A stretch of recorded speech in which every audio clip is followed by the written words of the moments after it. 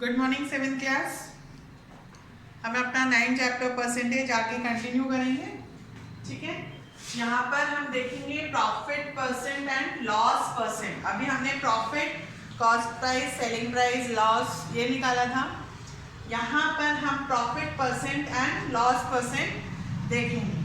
ठीक है, तो यहाँ पर भी फॉर्मूला है जो आपको याद रखना है।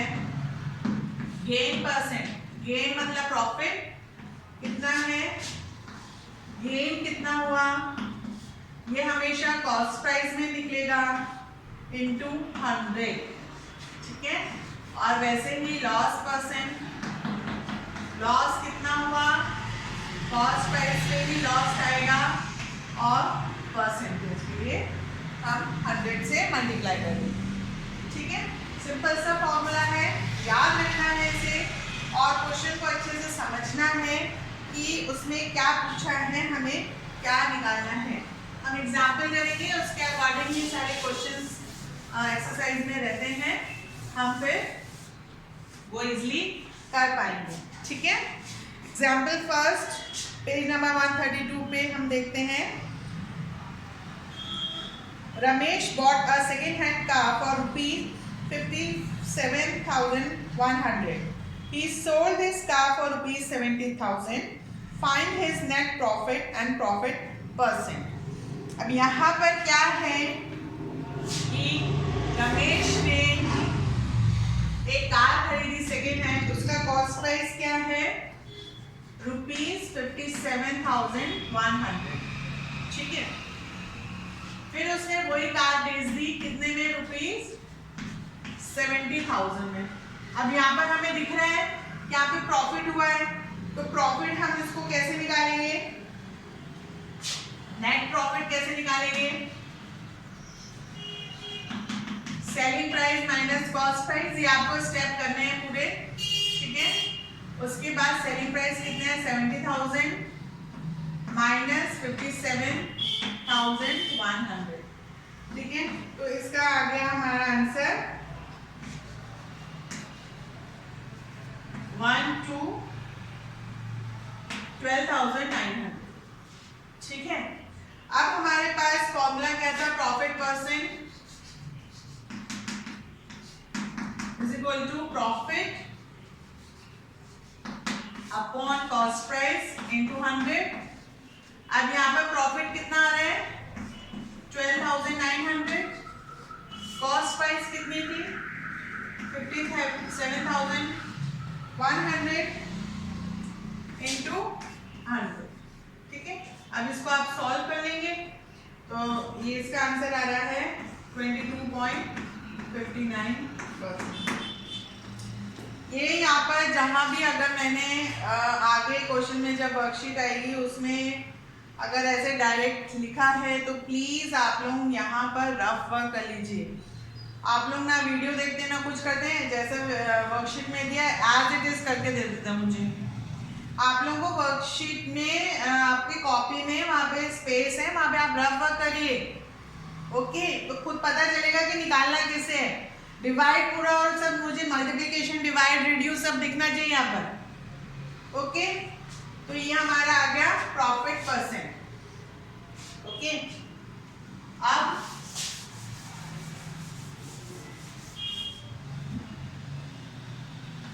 एग्जाम्पल सेकंड देखते हैं हम। Mohit bought a cycle for ₹1,850. He sold it to Dinesh at profit of 8%. Find the selling price of the cycle. मतलब कॉस्ट प्राइस कितनी है सेलिंग साइकिल की 1,850, यूनिट्स कितनी है आपको, फिर प्रॉफिट परसेंट कितना है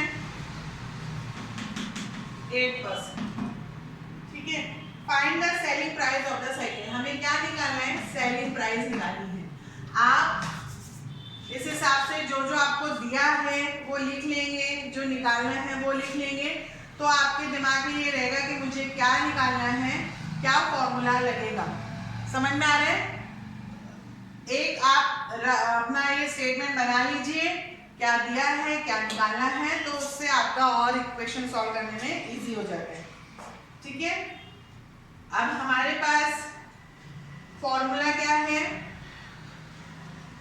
profit percent is equal to profit upon cost price into 100।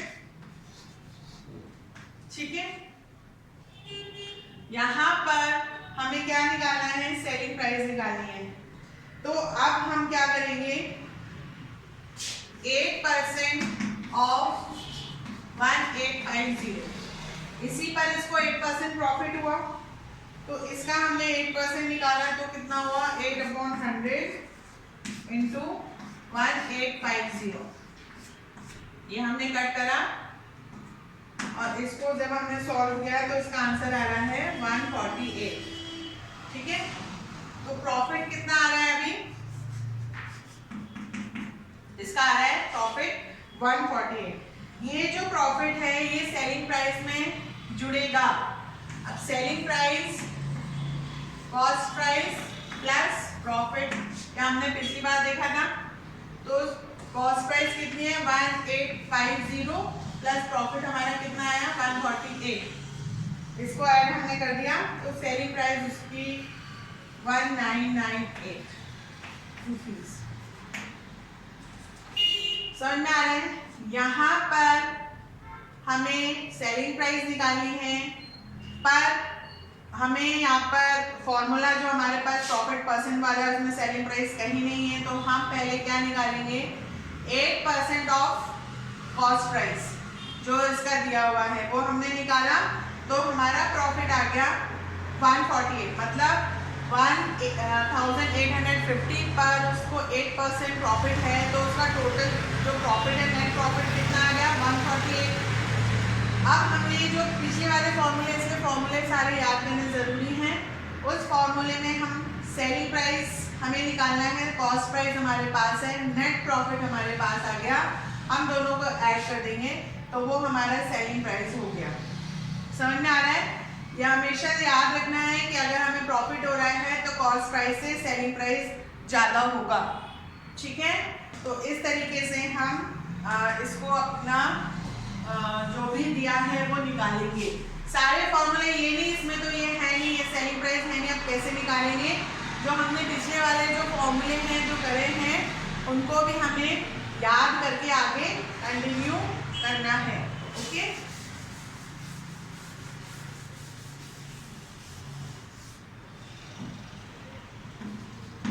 अब है example 3। By selling an article for ₹300, Pradeep loses ₹60. At what price must he sell the article to gain 15%? मतलब selling price उसकी article की है 300, उसमें उसको loss कितना हो रहा है ₹60। ठीक है, तो कॉस्ट प्राइस कितना होगा, पहले तो हम कॉस्ट प्राइस निकालेंगे, तो जब इसे लॉस हो रहा है तो ऑब्वियसली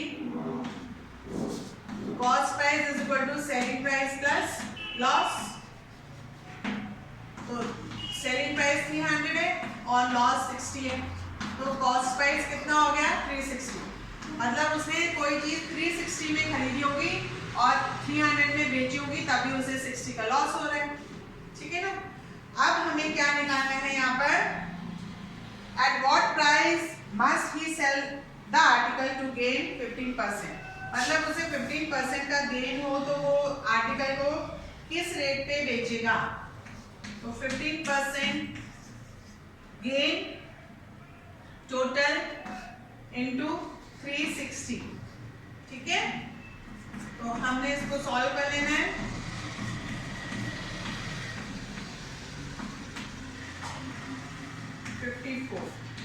ये 54 आ गया। अब मतलब कि जो गेन है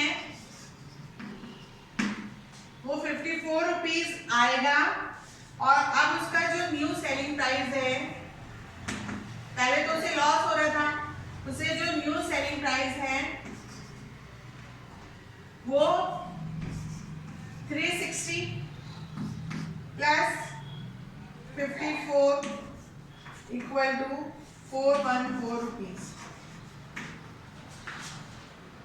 मतलब क्या हुआ, पहले उसका सेलिंग प्राइस 300 था तो उसे लॉस हो रहा था 60, तो कॉस्ट प्राइस ऑब्वियसली ज़्यादा होगा।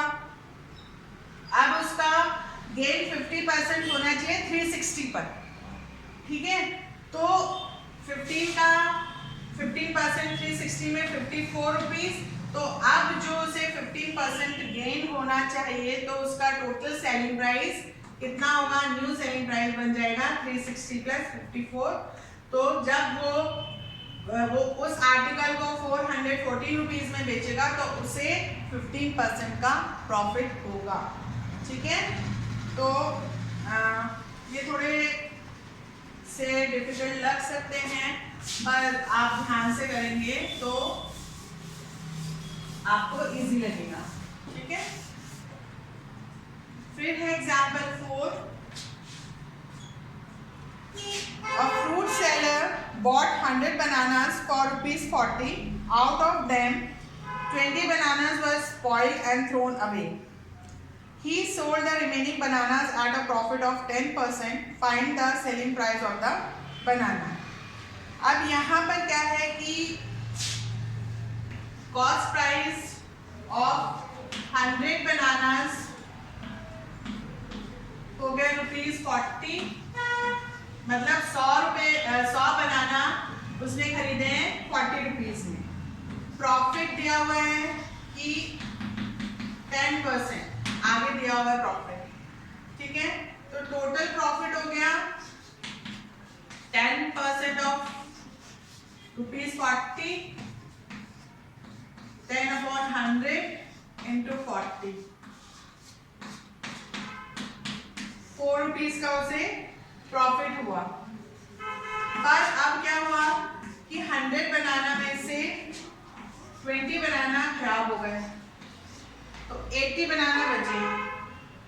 अब 80 बनाना का जो कॉस्ट प्राइस है वो कितना होना चाहिए, वो 40 प्लस 4 ₹40 प्लस 4, तो उसको यहाँ पर हो गया जो 44, तो 80 जो बनाना है वो उसने 44 रुपीज में बेचे तो उसे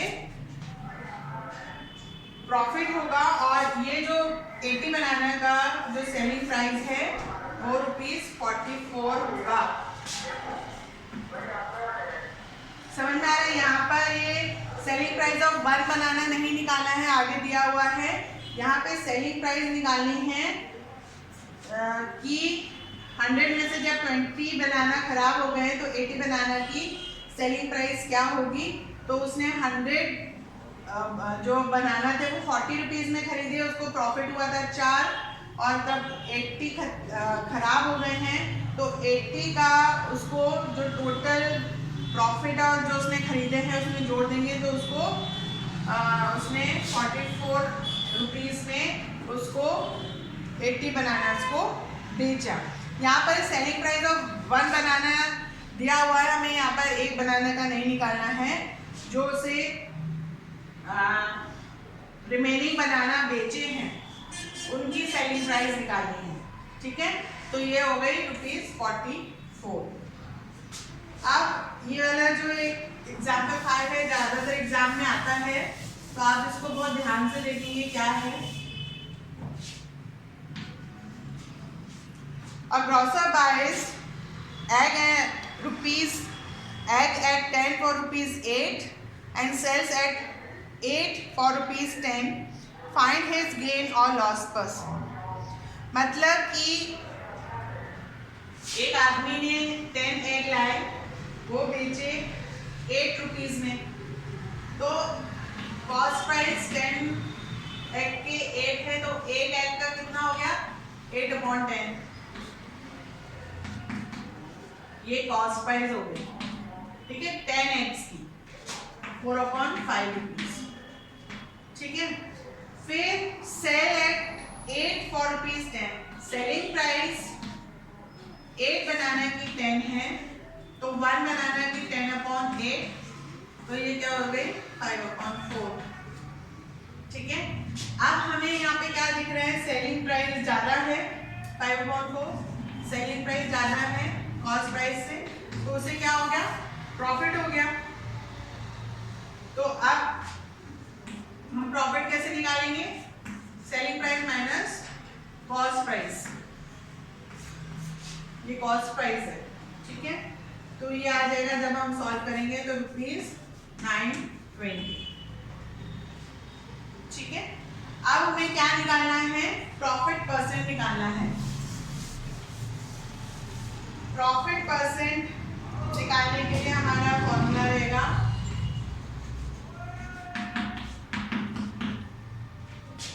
profit upon cost price into 100। Profit कितना आया था 9/20, कॉस्ट प्राइस कितना है हमारा 4/5 इंटू 100। अब ये ऊपर जाएगा तो रेसिप्रोकल हो जाएगा 9/20 इंटू 5/4 इंटू 100। अब हम इसको सॉल्व करेंगे तो इसका आंसर आएगा 56.25%। समझ में आ रहा है। हमने पहले कॉस्ट प्राइस निकाल ली, सेलिंग प्राइस निकाल ली, फिर उसको कंपेयर किया कि कॉस्ट प्राइस ज़्यादा है कि सेलिंग प्राइस, यहाँ पे प्रॉफिट हो रहा है। फिर हमने फॉर्मूले में जैसा था कॉस्ट प्राइस और प्रॉफिट डाल के और फिर हमने इसको सॉल्व कर लिया, ठीक है। आप जब खुद करेंगे तो ये आपको इजी लगेगा। अब आगे है सिंपल इंटरेस्ट, ये फिर अपना चैप्टर खत्म हो जाएगा। सिंपल इंटरेस्ट, जब हम किसी से पैसे लेते हैं या हम बैंक से पैसे बोरो करते हैं तो हमने मान लीजिए 100 रुपये लिए, 100 रुपये पे बैंक को हमें कुछ एक्स्ट्रा अमाउंट देना पड़ता है, कोई हमें फ्री में तो देगा नहीं पैसे। मान लीजिए हमें एक रुपये देना है, 2 रुपये देना है, जैसे भी वो फिक्स रहता है, 1 साल में देना है, 2 साल में देना है, वो बैंक वाले हमें बता देते हैं। तो मान लीजिए 100 रुपये हमने लिए, उसमें हमें 1 रुपये देना है पर मंथ, ठीक है। तो 1 रुपये पर मंथ, तो 12 महीने में कितना हो गया 12 रुपीज़, अतः 100 + 12 हम बैंक वाले को वापस देंगे। समझ में आ रहा है। हमें कोई जरूरत नहीं, हमने 100 रुपये लिए बैंक वाले से, उसने 1 रुपये में हमें 100 रुपये दिए कि आपको हर महीने 1 रुपये हमें देना पड़ेगा। तो टोटल हमें उसको वापस जब हम देंगे तो हम उसको 112 देंगे, ठीक है। तो ये 100 रुपये क्या हो गया, प्रिंसिपल अमाउंट, ये हो गया इंटरेस्ट, सिंपल इंटरेस्ट है इंटरेस्ट, टाइम हो गया 2 साल के लिए हमने लिया, और ये हो गया अमाउंट जो हम उसको वापस देंगे। समझ में आ गया। तो अब इसका सिंपल इंटरेस्ट का फॉर्मूला बन जाता है P × R × T अपॉन 100, ठीक है। सिंपल इंटरेस्ट में प्रिंसिपल आ गया, रेट आ गया, टाइम आ गया और डिवाइडेड बाय 100, ठीक है। अब इसमें से हमें एक चीज, मान लीजिए ये नहीं पता है, 2-3 चीज पता होगी तो ये चीज अपने आप निकल आएगी। हमें ये पता है तो ये तीनों आ जाएंगे, ये पता है तो ये तीनों आ जाएंगे, है ना। 3 चीज पता होगी तो चौथी चीज हमें आराम से कैलकुलेट करने में आ जाएगी, ठीक है। कैसे, अब अपन देखते हैं इसको। Example, a sum of ₹500 is lent for 2 years at the rate of 5% per annum. Find the interest and the amount. अब हमें यहाँ पे क्या इंटरेस्ट के साथ अमाउंट भी फाइंड आउट करना है। तो प्रिंसिपल कितना है, अमाउंट प्रिंसिपल जो मनी है वो कितनी है 500, रेट कितना है 5% पर एनम, टाइम कितना है 2 साल 2 इयर्स, ठीक है। तो हमें क्या निकालना है, सिंपल इंटरेस्ट और अमाउंट, ठीक है। तो हम अपना फॉर्मूला पुट करेंगे P × R × T अपॉन 100। तो क्या क्या दिया हुआ है, प्रिंसिपल दिया हुआ है 500, रेट दिया हुआ है 5, टाइम दिया हुआ है 2 अपॉन 100। ठीक है, यहाँ पर 5% है तो आप दोबारा से यहाँ पे 100 नहीं लिखेंगे, यहाँ पर ये 5 ऊपर और 100 नीचे आ जाएगा। और इसको हम सॉल्व करेंगे तो ये 50 रुपीज, ये हमारा हो गया सिंपल इंटरेस्ट। मतलब 500 पर 2 साल तक उसे 50 रुपीज देना है, तो टोटल 500 प्लस 50 तो 550। ठीक है, तो उसे ये अमाउंट 2 साल में उसको वापस करना पड़ेगा। ठीक है,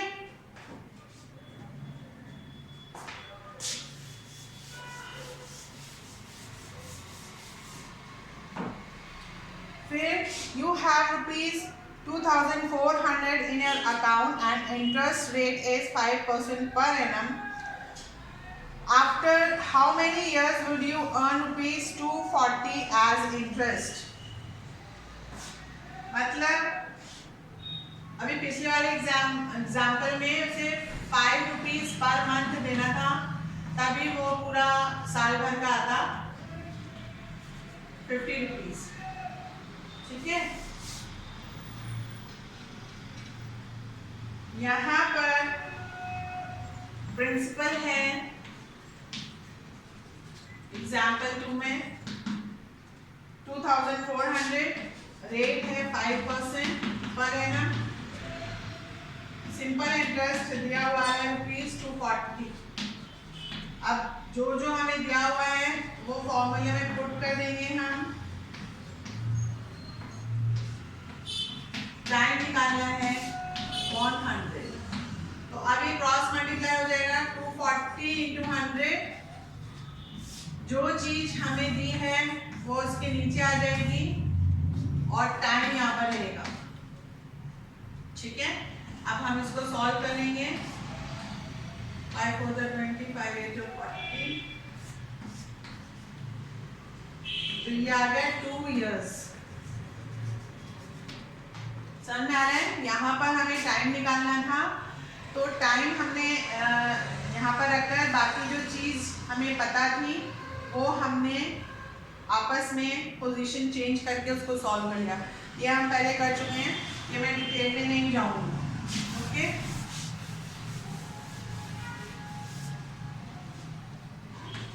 एग्जाम्पल 3, यहाँ पर हमने अमाउंट निकाला, फिर हमने ईयर निकाला, अब हम निकालेंगे रेट ऑफ इंटरेस्ट।